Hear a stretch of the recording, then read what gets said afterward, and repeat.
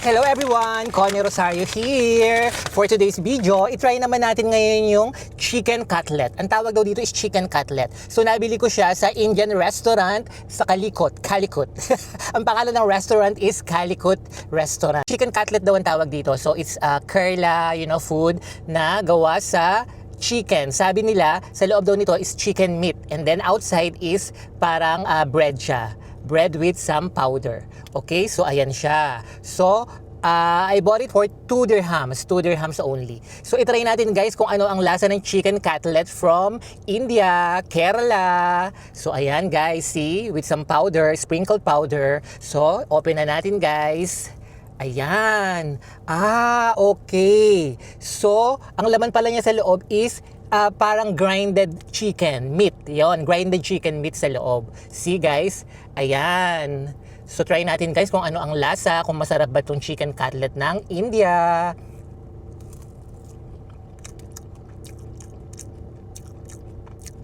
Ay, okay. Parang may masala siya. Tapos meron ding beans. May beans din siya, may beans din ako nakita.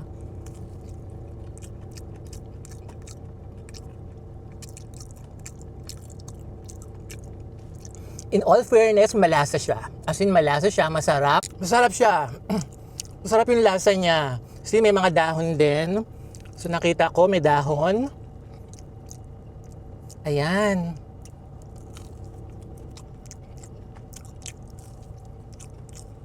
Promise, masarap siya. Gusto ko din yung chicken cutlet nila. Ang sarap ng pagkakatimpla nila, ha? In fairness, ito pala yung chicken cutlet, no? See? Chicken yan. Nasa loob yung chicken. Tsaka ang gusto ko dun sa bread nila, hindi makapal, manipis lang siya. Hindi siya, maganet. Maharap. Pati yung bread, in fairness talaga, yung hindi siya matigas, hindi siya makunat. Sarap. Ayan, with some leaves. Masarap din talaga mga pagkain ng Indian, no? Marami din silang mga pagkain na magugustuhan nyo talaga. Ang dami ko na na-try ng mga Indian foods na talagang okay, masarap, na talagang nagustuhan ko. Sarap. Chicken cutlet.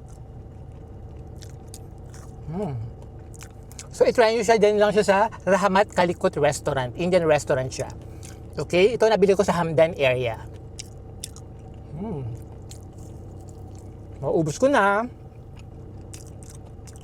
Sulit for 2 dirhams. Okay guys, that's all for today. Bye everyone!